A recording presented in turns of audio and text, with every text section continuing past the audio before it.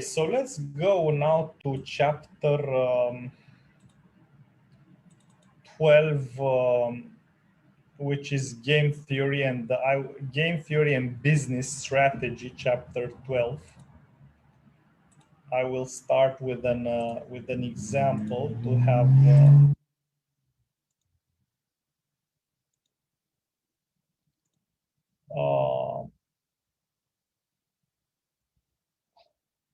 The lemon market explained. Lemon market explained.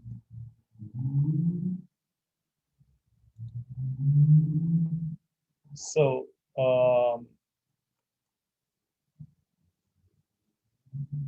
lemon market explained. Okay.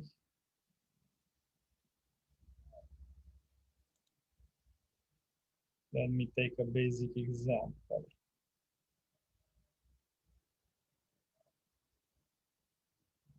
So the market for lemons you can find on the internet. So why does market collapse according to this theory, to the market of lemons, for lemons? Good cars, so it started from the second-hand car market, this example.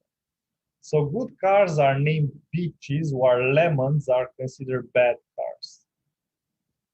So good cars have a higher price than bad cars, but buyers do not know that.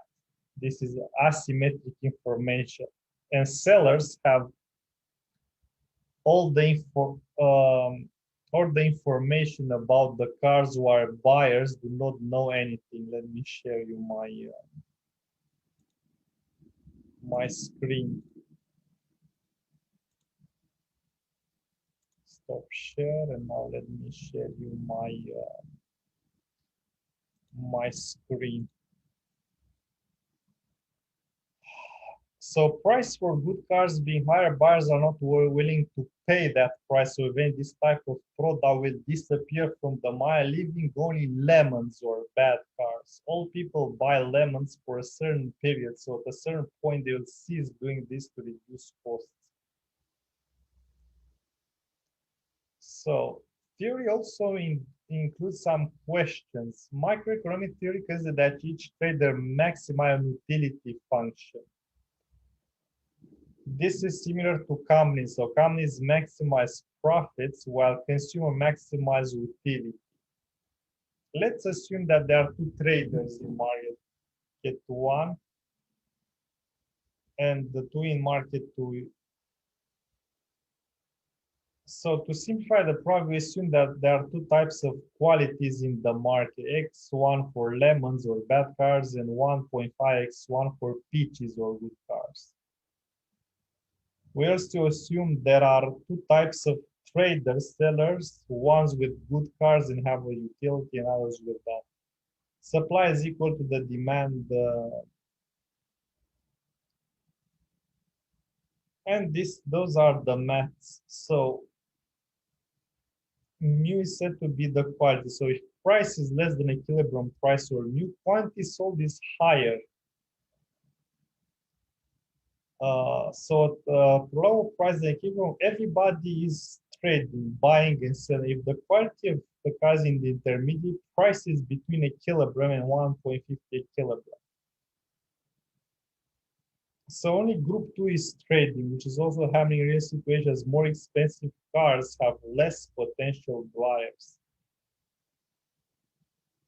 The lemma theory, so it is a simplistic one as it assumes that buyers cannot evaluate cars, which is not happening today. Consider electronic equipment, number of kilometers, car test surveys regarding a particular brand, forums. It assumes there are only two types of traders, where in fact can be more. Market is not collapsing even during times of crash. Certain prices remain up because buyers have preferences, tend to pay higher for a BMW 3 Series than for a Mondeo with the same initial price. So the market of lemons, the lemons market.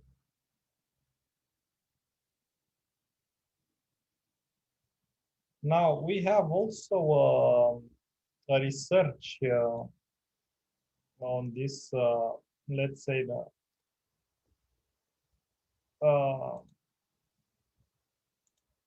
we have a paper. Let's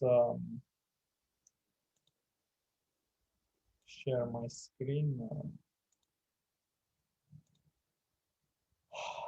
Durables and lemons, we have this article, Private Information in the Market for Cars by Blandwell, Gu, and Let Peterson in 2019, so it's quite recent.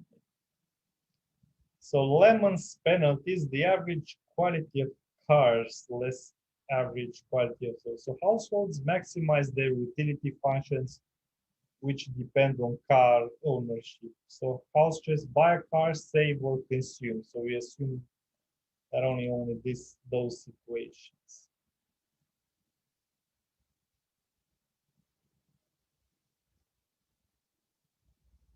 Consider consumer age 21 until 79. So in certain countries, you are allowed to drive since 18. So there are three types of cars: new, second-hand, and bangers or low-quality ones.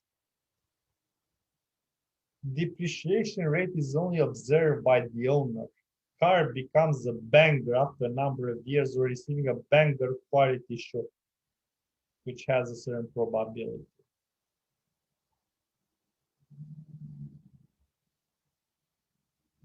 Prices of second car market are only determined domestically. So this is a maths model with certain assumptions. So there are no imports assumed. Dealers search to maximize profits. They buy cars. Price depends on how long it has been owned. Dealer invests money to improve quality and sells it to another customer. Only ownership duration is observed by the buyer. Car quality is not observed. Household with lower than expected quality of car wish to sell their cars, while consumer with good cars or peaches not want to trade their cars. Household can own at most one car, assumes this model. Household receive labor income. Households maximize utility and dealers maximize profit. Then the Danish car dealers data was taken in the analysis. From 1990 to 2009, car can be owned up to 9 years. A banger is a car about 15 years. And the average price of a new car is 118,000 Danish kronas or 24,320 euros. So the average price of a second-hand car is $21,370.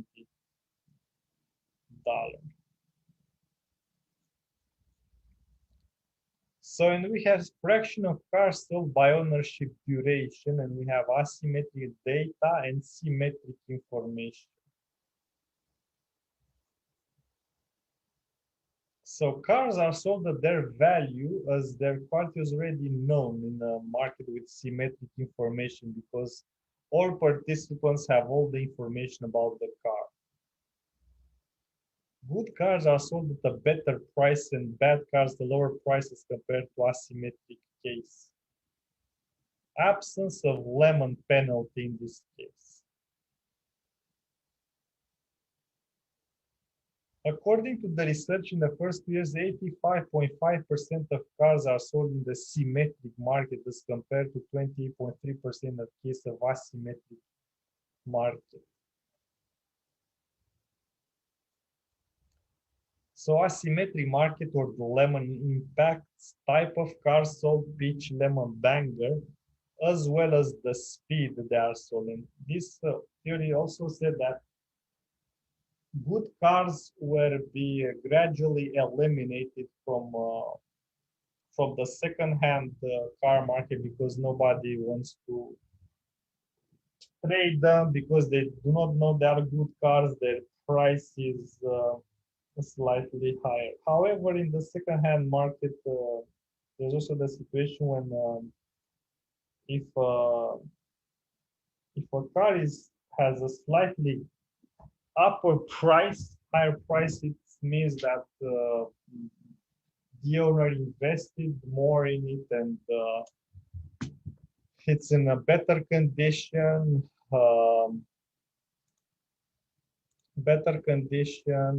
and so on, a lower number of kilometers, and so on. Now let's share screen. So game theory and business strategy we are doing in our last parts of the oligopoly, game types of Nash equilibria, information rationality, Borges auctions. If the firm knows how dangerous a job is, but potential employees, what does it cause the firm to underinvest in safety? We need to focus on game theory, a set of tools used to analyze strategic decisions and decide how much to invest in safety. Firms take into account.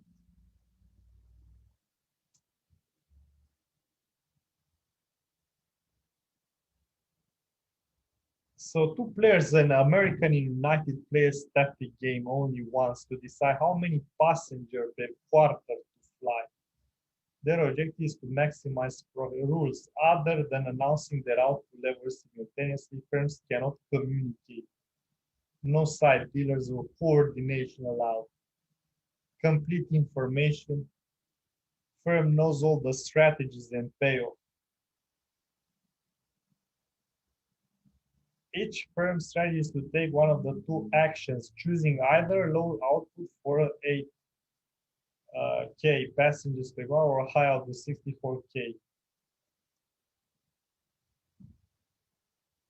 Both firms know strategies and corresponding payoffs for each firm. So we have here, during game theory, we have a chart. Both decide quantities are in pounds of passengers per quarter. To provide to transfer 64 million, so American Airlines in United. Profit would be the same, 4.1 millions per quarter.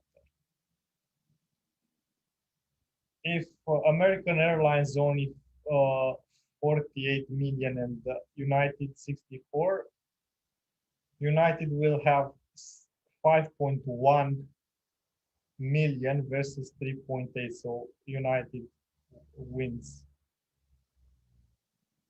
On the opposite case, it's the other 5.1, 3.8, and lower 48, 4.6 and 4.6.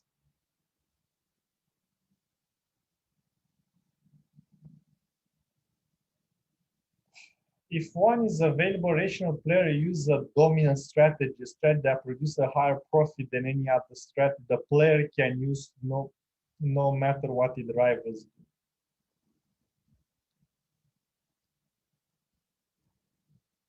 Thus, the high output strategy is American's dominant strategy. So, United's high output strategy is also a dominant strategy. Because the high output strategy is a dominant strategy for both firms, we can predict the dominant solution of this game is 64. 64 with 64, producing 4.1.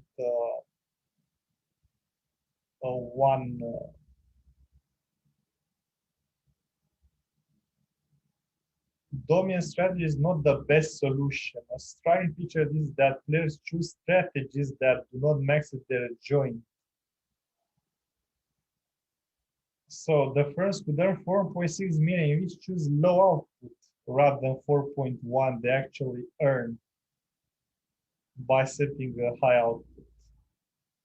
Yes, so you can see from this chart that by using low output, it could provide them a higher a higher profit as compared to the situation where each of them is provided low. And this is quite intuitive. We don't have to make any, let's say, calculations. If the number of planes provides lower, prices will go up because the demand is much higher and profits, the returns can be much higher. Prisoner's dilemma. All players have dominant strategies that lead to a profit that is inferior to what they could achieve if they cooperate. Given that players must act independently and simultaneously in this static game, their individual incentives cause them to choose strategies that do not. Many games don't have a dominant strategy, so we use the approach of best response, the strategy that maximizes the player's profit given his belief about his rival strategies. A dominant strategy that is the best response to all possible strategies that the rival might use. Nash equilibrium, a set of strategies when all other players use this strategy, no player can obtain a higher profit by choosing a different strategy. A Nash equilibrium is self-enforcing. There are two steps to determine.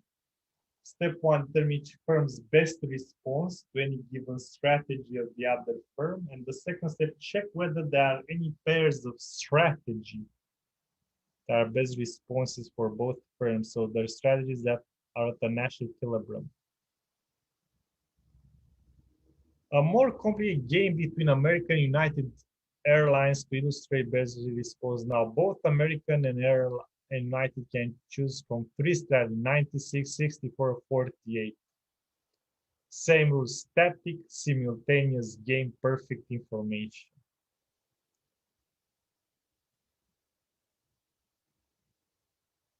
Okay, so we have here the third.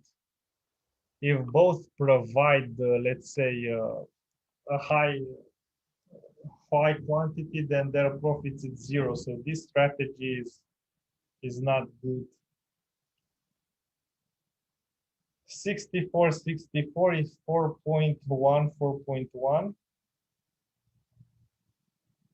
48 is 4.6. 48, 64, so on. So if United choose 90, America's best response is 48. Is United 64, Americans best response 64, and so on. So the second step in table 12.2, there is only one cell for it. So if there is only one cell for it, both parts green. So it's 64, 64. Let's see again the table.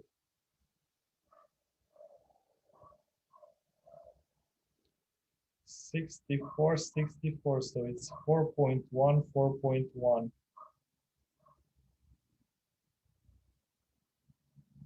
So if no other firm can take, yes. So 0, 4.1 is airlines is 64, 51, and it's 51, 48, 5.1. In two firms playing a static game where a firm's advert does not bring new customers into the market, but only has the effect of stealing business from the rival. Firms decide simultaneously to advertise or do not advertise. Advertise the dominant strategy for both firms.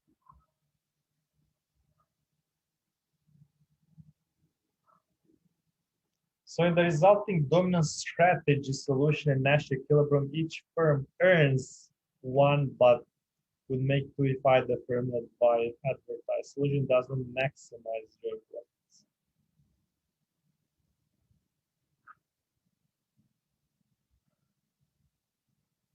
So do not advertise.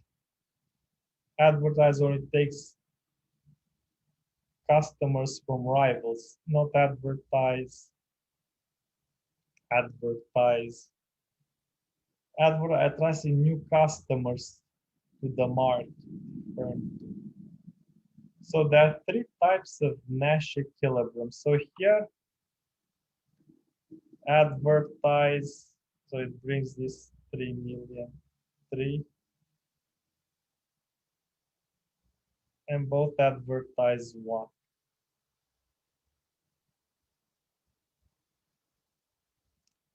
Unique Nash equilibrium, only one combination of strategies is each first strategy a best response to its rival strategy.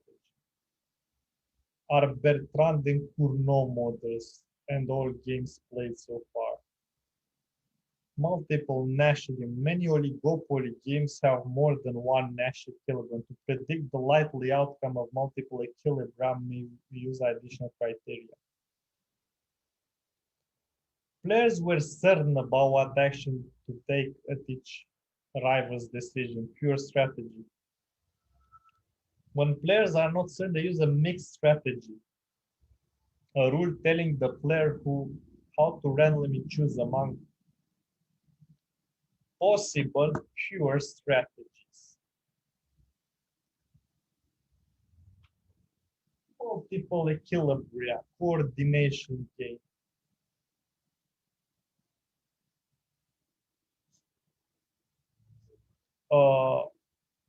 The two firms play a static game.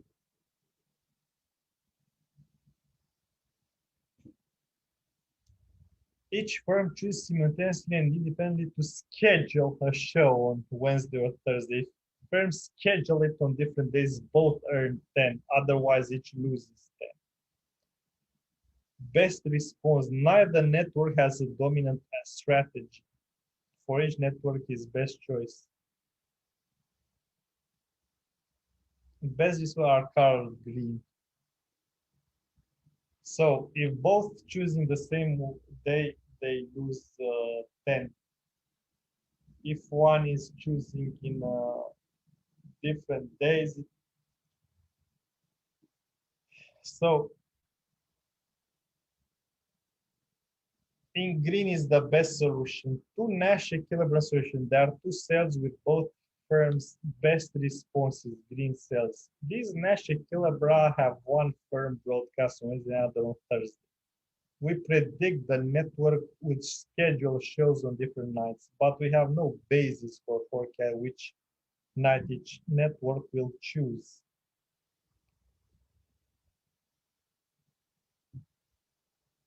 Firms can engage in incredible cheap talk if they communicate before the game and both have an incentive to be truthful. Higher profits for coordination. If Network 1 announces in advance that it will broadcast on Wednesday, Network 2 will announce on Thursday, and both networks will benefit. This games become a coordination game. If cheap talk is not allowed or is not created, it may be that one of the Nash equilibria provides a higher profit to all players than the other Nash equilibria.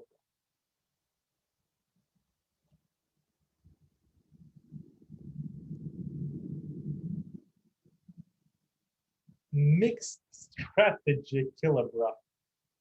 So far, we assume that each firm uses a pure strategy, an action that player takes in every possible situation in a game.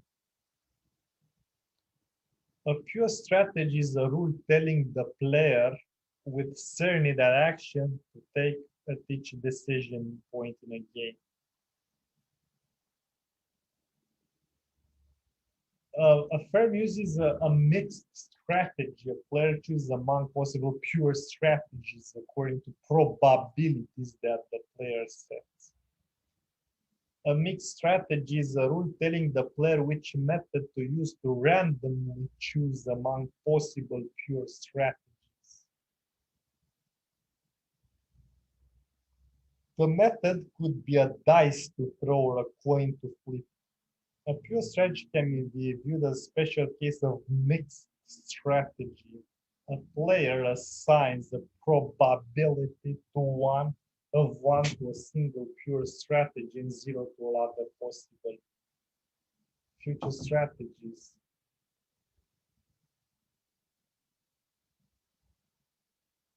Two firms, upstart and established, compete for an architectural contract, and scimitars decide if they proposed design are traditional or modern.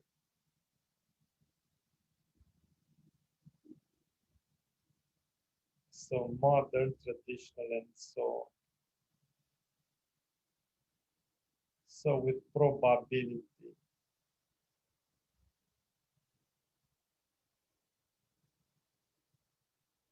So generally firms have incomplete information, so doesn't know 100% all the information.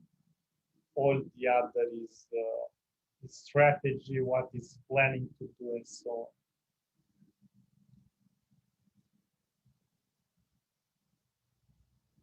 However, players may have limited powers of calculation or be unable to determine their best strategies. And for example, unexpected events can happen. For example, in this airline example, if there's a shutdown, then all the numbers are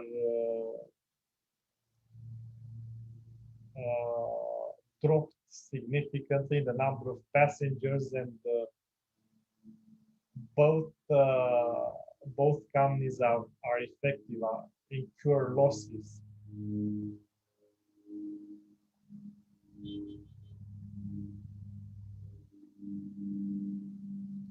Investment in Google and Samsung must decide to invest or do not invest in a complementary products that go together, Chrome OS and Chromebook respectively.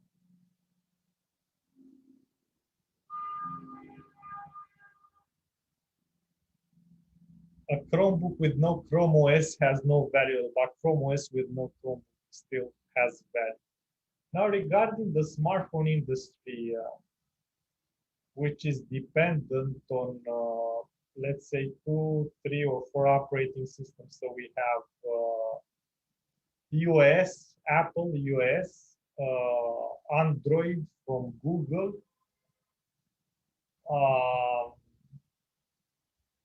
We also had, but I think it is no longer available now, Windows phone. So we had a Windows version for smartphone, but it gradually disappeared because Nokia is now using Android also. And there are also other operating system. If I don't remember well, it's some Nokias used, especially in the Indian market, which is a mix of the smartphone and classic phone.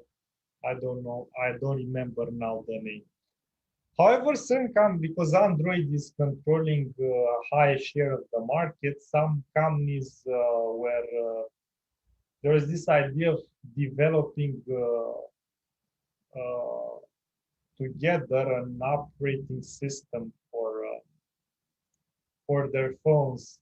However, there are high costs and the fact that they couldn't make it better than Google does, and this could be a market failure and so on. And as far as I see nowadays, Android is still dominating the business. There was also another, because iOS was very popular in 2008, 2009 from Apple. However, Android gradually gained popularity. What was the strength of Android versus iOS? One idea was the fact that iOS is offering everything at a cost, while Android is free, has thousands of free apps you can install without any money. what is not the strategy of US, of Apple, which provides everything at the cost of a more premium operating system. On the other hand, US is considered to have higher stability, more basic, and so on.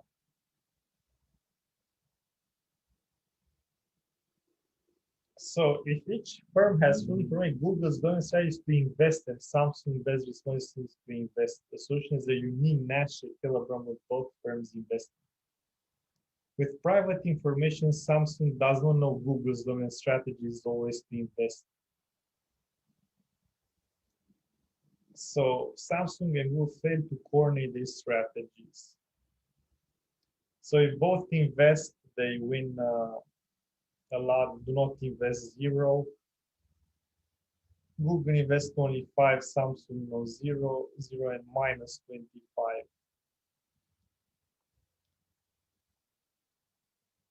Another example so we can take is the Huawei case where after the US court decision, Huawei can no longer use, let's say, using Chrome, Facebook, and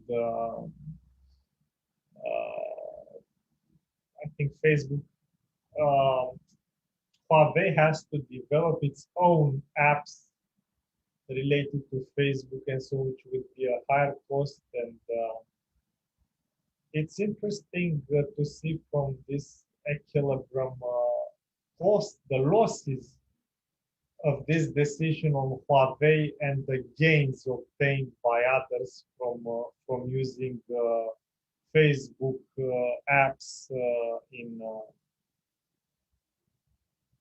However, if you, I'm pretty sure you know, because you can open an app in browser, or you have it already installed on the phone. It's okay. Rationality. We normally assume that rational players consistently choose actions that are in the best interest given the information they have. However, actual games are more complex. Managers with limited powers or calculate or logical inference try to maximize profit, but due to their cognitive limitations, they do not always succeed. In very complex game, managers with bound rationality may use a rule of thumb approach, perhaps using the rule that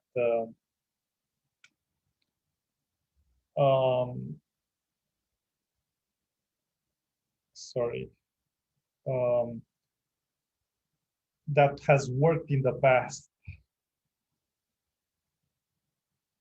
Bargaining is important in our personal lives.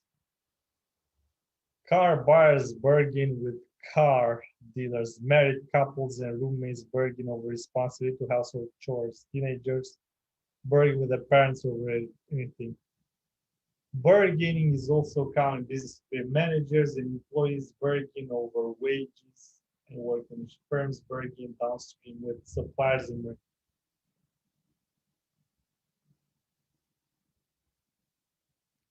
the solution for bargaining games is called Nash bargaining solution. Nash bargaining solution is different than Nash equilibrium. Nash equilibrium is for non-cooperative games where players do not negotiate quantities or prices. The Nash bargain solution to a cooperative game is efficient in the sense that there is no alternative outcome that would be better for both parties or strictly better for one party and no worse for the other.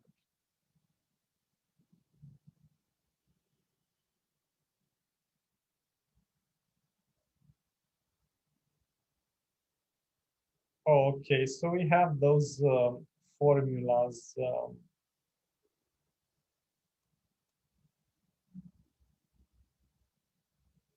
Let's have auctions can be used to sell one or many units of a good. English auction, ascending bid auction process where the goods sold to the last bidder for the highest bid, common to sell antiques. Dutch auction, descending bid auction process where the seller reduces the price until someone accepts it and buys at that price.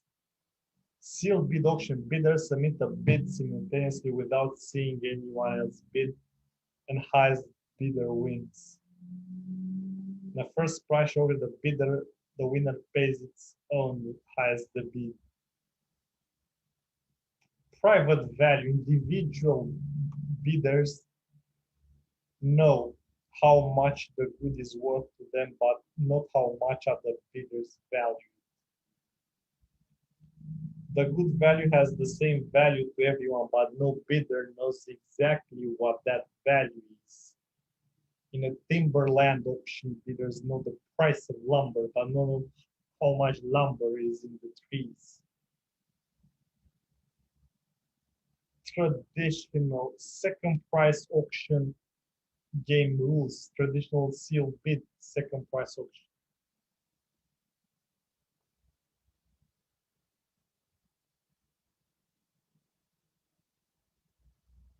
Okay. The winner's curse. The winner's curse occurs in common value auctions. The winner's bid exceeds the common value items there, so the winner ends up paying too much. The overbidding occurs when there's uncertainty about the true value of the good, as in the timberland auctions.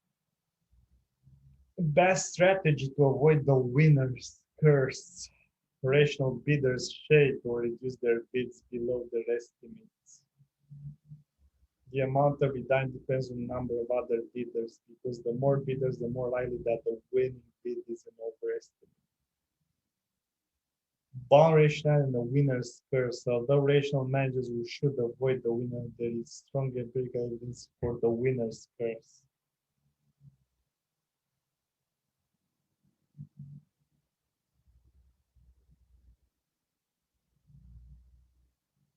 If the firm knows how dangerous a job is, but potential employees do not because it caused the firm to underinvest in safety, can the guy intervene to improve the situation? The firms are engaged in the prisoner's dilemma game. The firms underinvest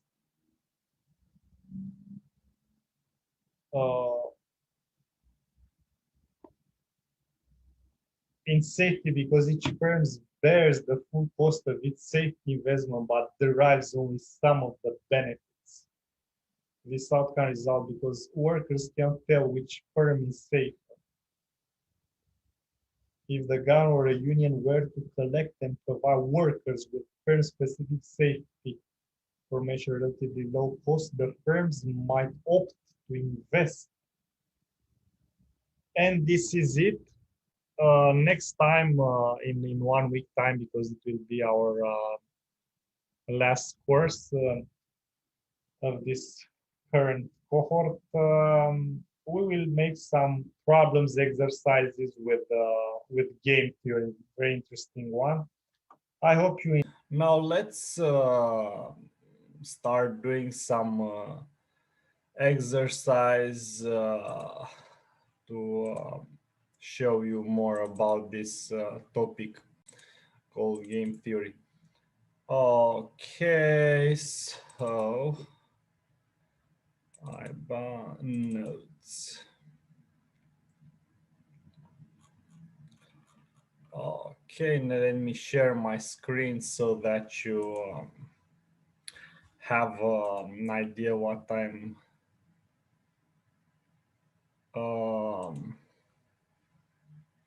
I see that I don't have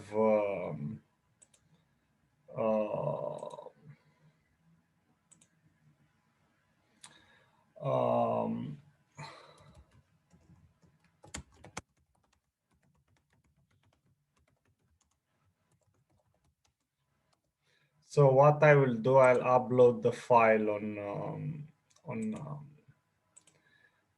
Facebook first. So let's go to Facebook, upload the file. Facebook.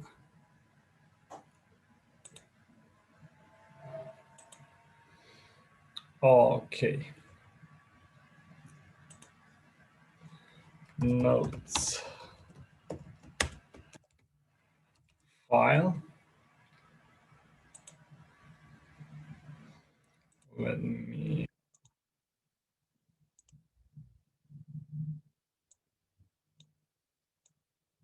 Okay.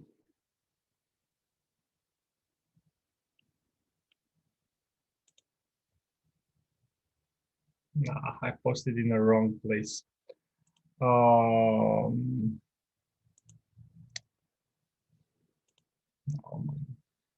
Notes.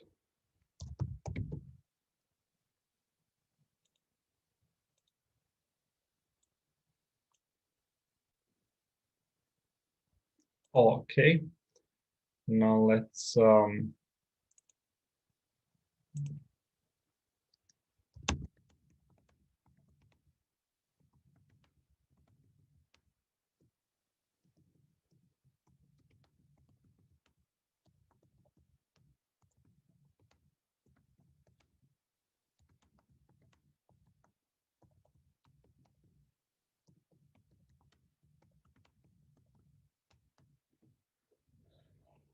okay.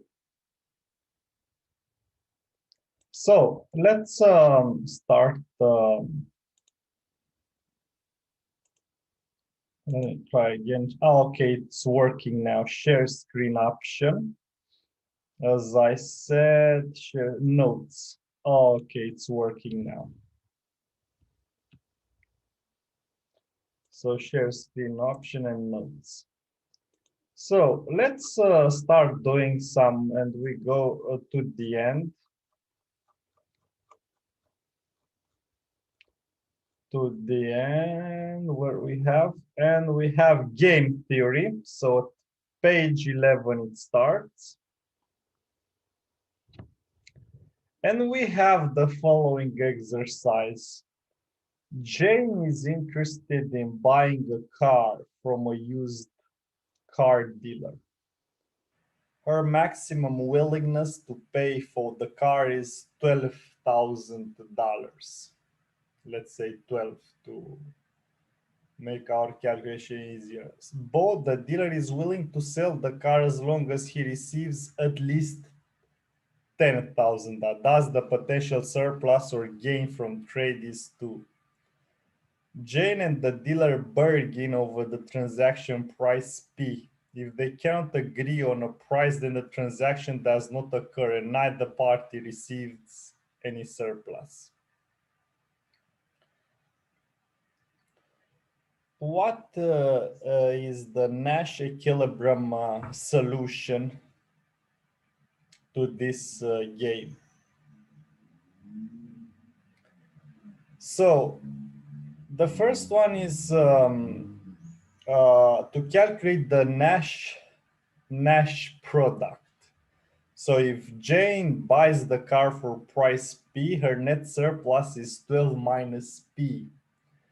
If Bo sells the car for price P, he gets P price, but must part with the car worth 10 to him. So his net surplus is P minus 10. Thus, the Nash product is 12 minus P multiplied by P minus 10. The second question is solve for the P that maximizes the Nash product. Nash product is positive if P is more than 10 and less than 12, but if it is 0, if P is 10 or P is 12, and it is negative is P if price is less than 10 or greater than 12. So the Nash bargaining solution produces the plausible result that the two parties split the available surplus or gains from trade. Jane values the car at 12, pays 11, and is left with a surplus of 1. A person's bargaining position is weaker, the more than that person stands to lose if no agreement is reached. So you can use the calculus to solve this 12 minus p multiplied by p minus 10. So it's 22p minus p squared minus 120. To find the maximum, we set the derivative of np with respect to p equal to 0. So 22 minus 2p is 0. Using the algebra, we can rewrite this expression at 2p is 22 or p is 11, which is the price that maximizes the Nash product.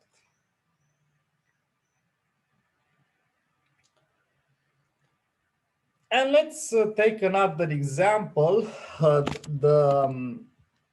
The payoff matrix in this prisoner's dilemma game is the following.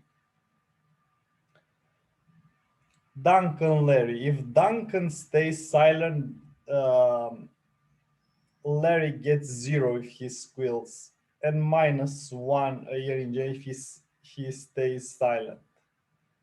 If Duncan confesses, Larry gets -2 if he squeals and -5 if he does not. Thus, Larry is better off squealing in either case, so squealing is his dominant strategy.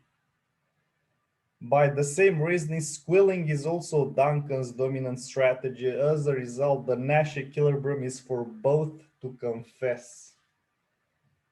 So the payoff squeals, and this is the number of years they get in this. Let's take another exercise. 4.2. Oculus and Maxigen are small drug companies. Oculus has obtained a patent for a new antibiotic that is effective against an emerging superdrug, a bacteria that is resistant to traditional antibiotics. Unfortunately, the Oculus drug has severe side effects, making the drug unsuitable except for patients who are desperate. Ownership of this drug is worth 10 million to Oculus under the current situation. Maxigen has a patent on another drug that is of no therapeutic value in itself, so the drug generates no current income for Maxigen. However, when combined in a particular way with the Oculus drug, it dramatically reduces side effects. The value of the two drugs together is estimated at $50 million. Maxigen is negotiated to sell its patent to Oculus. What price would be implied by the Nash bargaining solution? So the Nash product is 50 minus P multiplied by P minus 10. And the P that matches the Nash product is, so the derivative of Nash product related to P. So it's 50 minus P minus P minus 10. So it's 2P 60. The price should be 30 million. So in Nash bargaining, the price that maximizing the Nash product is designed to maximize the net surplus for the parties without either party having a negative payoff. However, negotiations may fail to reach an agreement quickly due to bounded rationality, rational behavior, or incomplete information about the other side's payoffs. The parties may be doing the best they can, but are unable to determine the best possible strategies, and therefore they make mistakes. And then we have 4.4, the mini case, Nash bargaining over coffee. applies the generalized Nash product. And we have the formula to bargain between retailers and manufacturers over the price of coffee. Assume that DR is equal with DM is 0 and A is 0.5. And the manufacturers and retailers divide up a potential combined profit of 100. What price maximizes the generalized Nash product? What happens if A is 0? So we just substitute the values in the formula. So Nash product is 100 minus P at 0.5 by P minus 0.05. We maximize this Nash product by taking the derivative with respect to P and setting it equal to 0. This gives us, so the derivative of Nash product to price is 0. So this 0. This last expression implies that price should be 50 is the price that maximizes the Nash equilibrium. If, on the other hand, A is 0, then the manufacturer holds all of the bargaining power and therefore will extract all the profit. So those were certain examples with how to use to calculate the price in Nash in game theory, in Nash product.